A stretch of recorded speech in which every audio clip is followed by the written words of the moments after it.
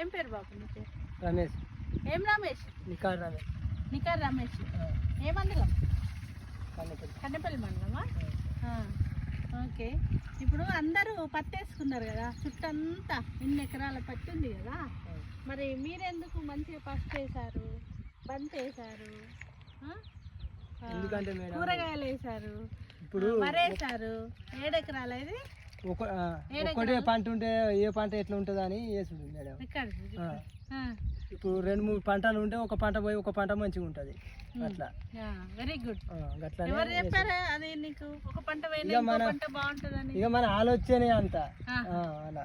ఎంత చదువుకున్నావు? చదువుకోలేదు మేడం. చదువుకోలే. మొత్తం వ్యవసాయం.